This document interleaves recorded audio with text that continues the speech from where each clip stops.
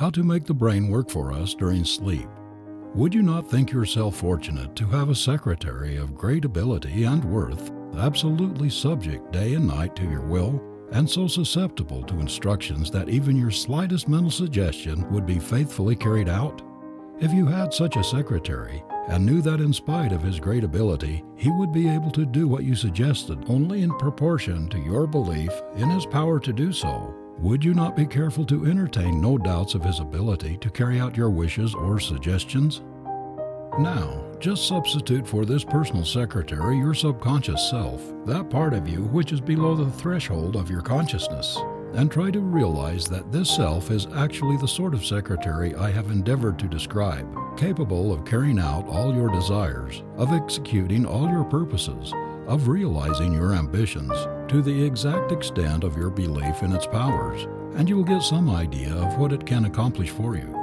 This secretary is closer to you than your breath, nearer than your heartbeat, a faithful servant, walking by your side all through life, to execute your faintest wish, to carry out your desires, to help you to achieve your aims.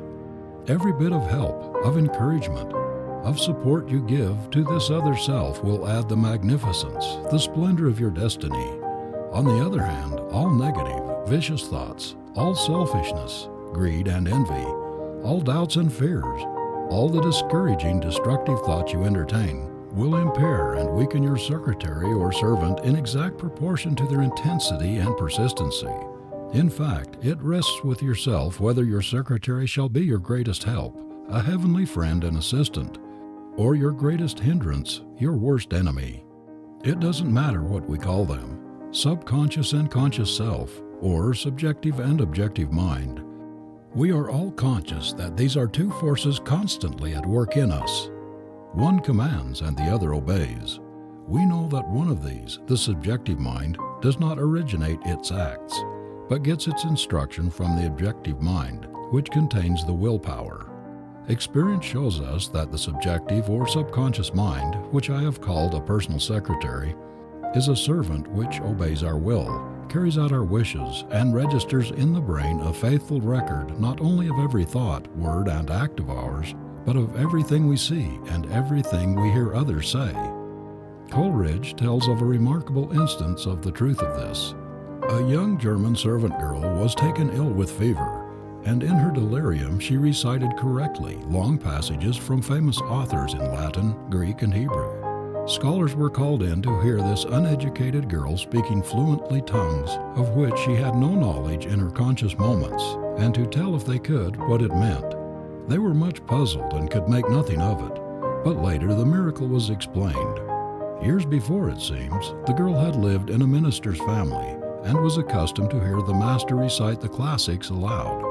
She had listened attentively, and her subconscious mind had faithfully recorded every word in her brain and reproduced what it had heard when the objective mind was quiescent.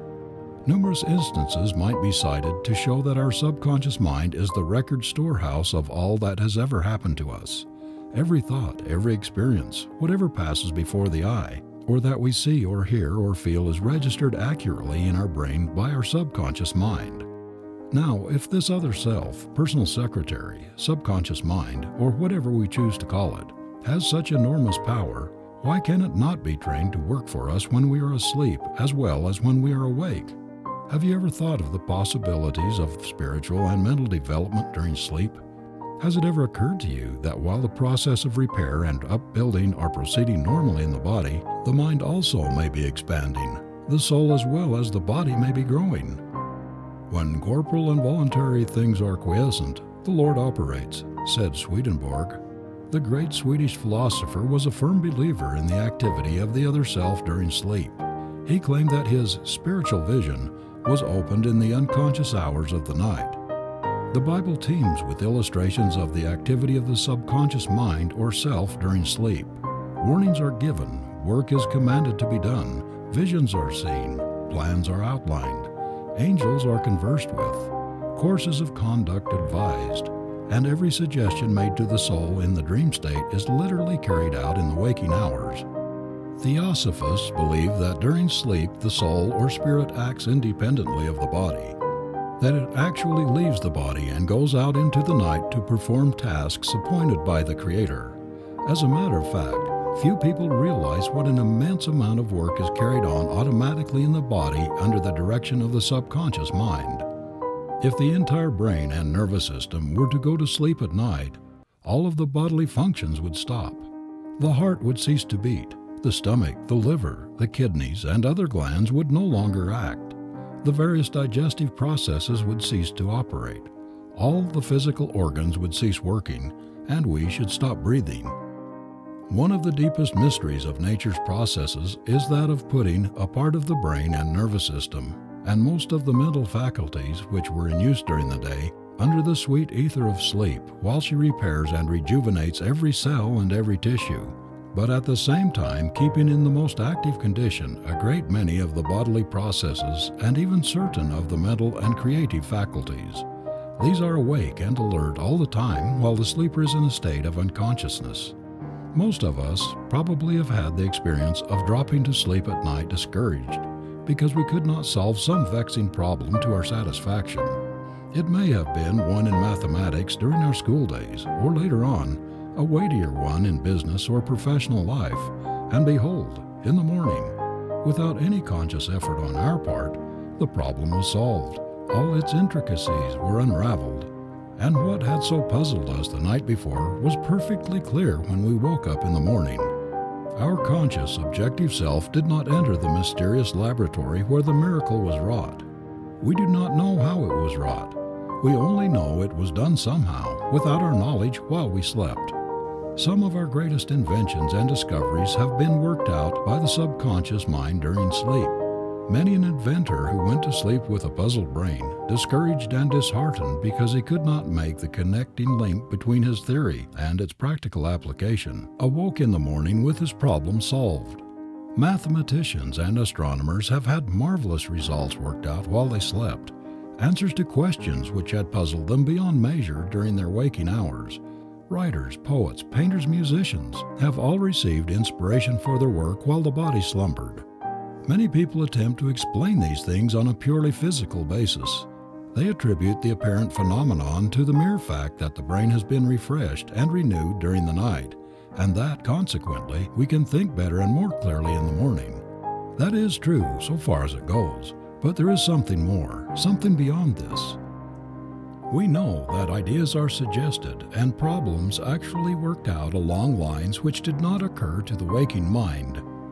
Most of us have had experiences of some kind or another which show that there is some great principle, some intelligent power back of the flesh, but not of it, which is continually active in our lives, helping us to solve our problems.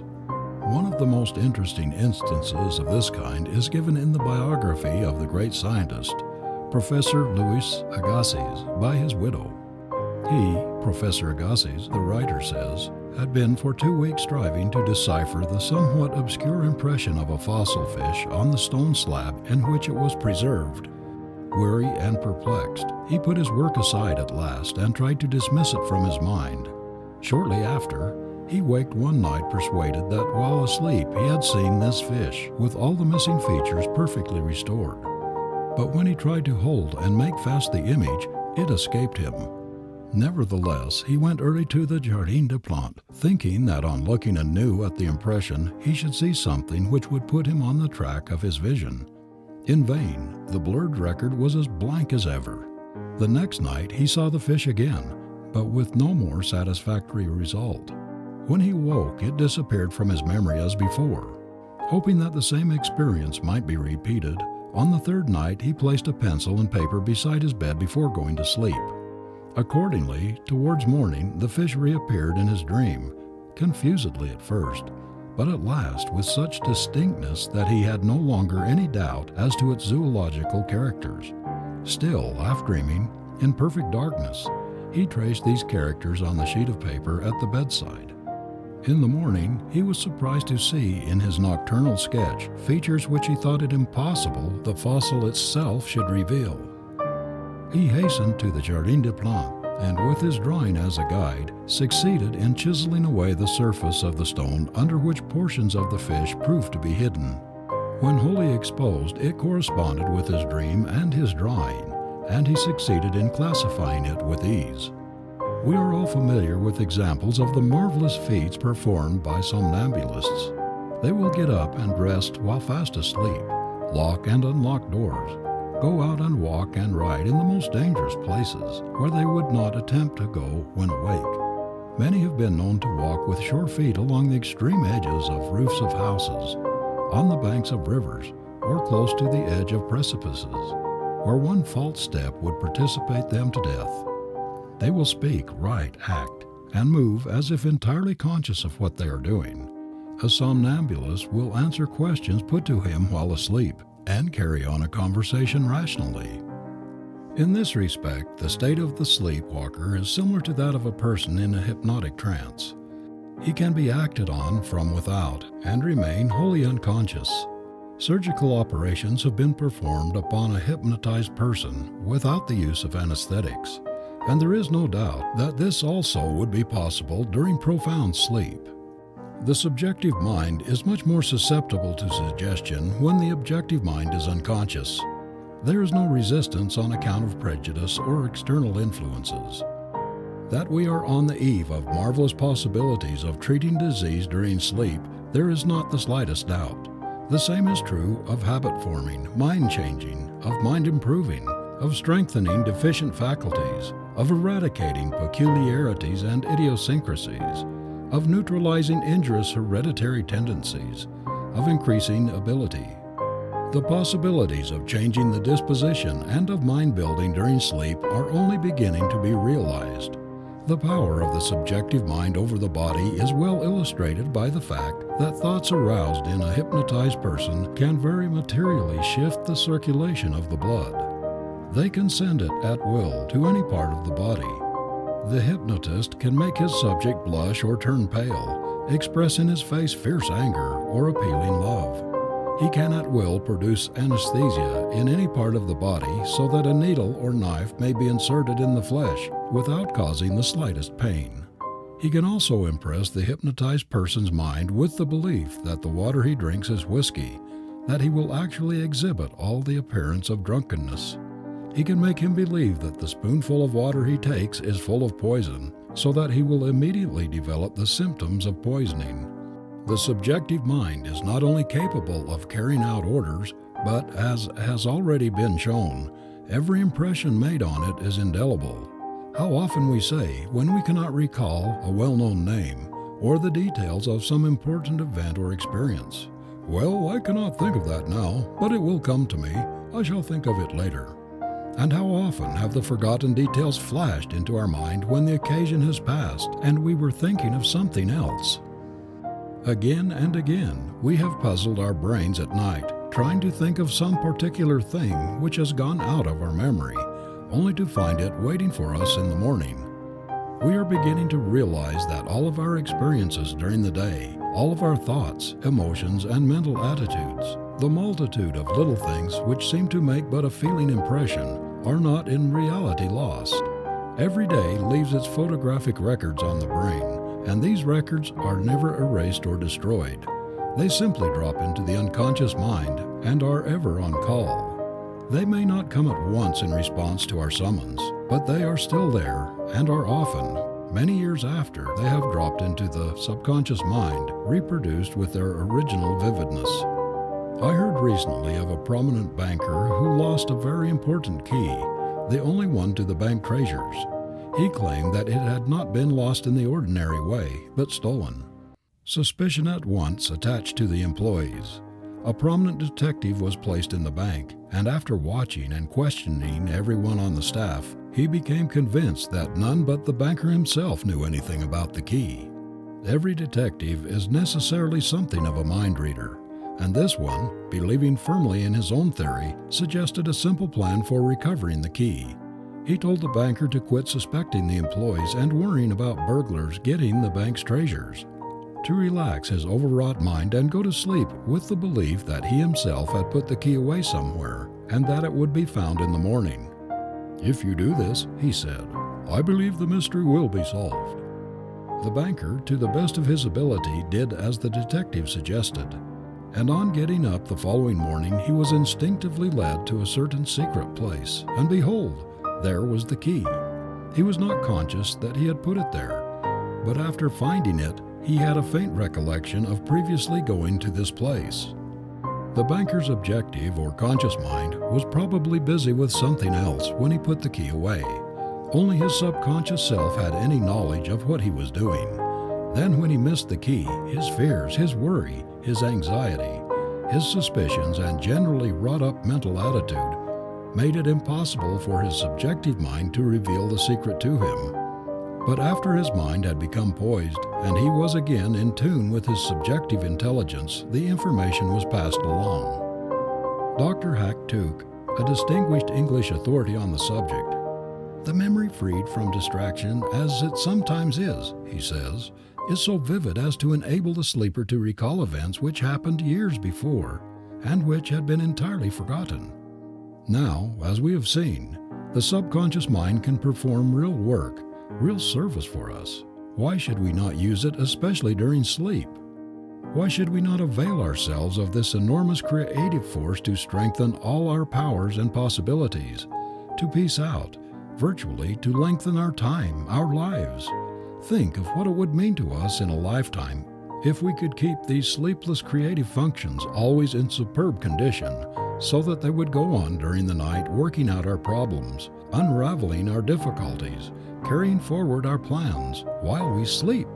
We have sufficient proof already to show that they do actual constructive work, but the testimony of Dr. Tuke on this point is of interest, that the exercise of thought, and this on a high level, is consistent with sleep can hardly be doubted.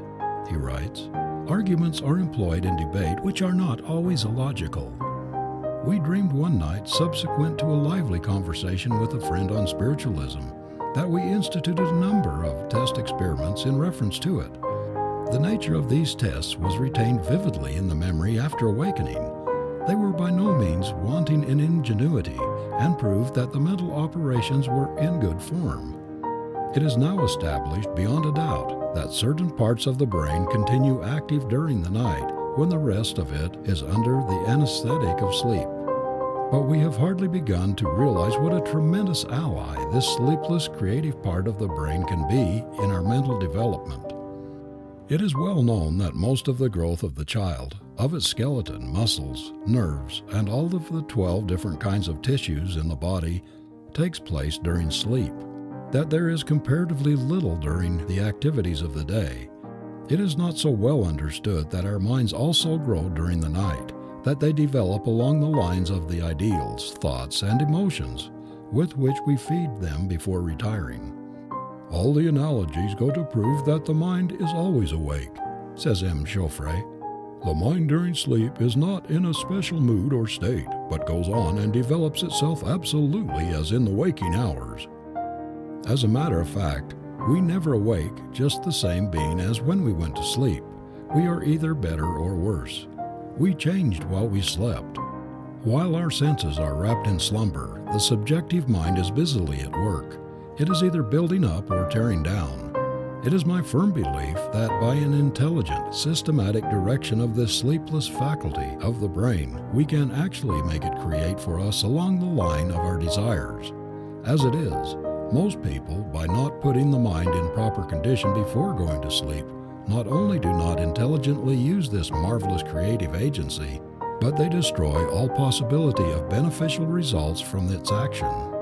It is as necessary to prepare the mind for sleep as it is to prepare the body. The following chapter offers some suggestions on this point." End of chapter 13.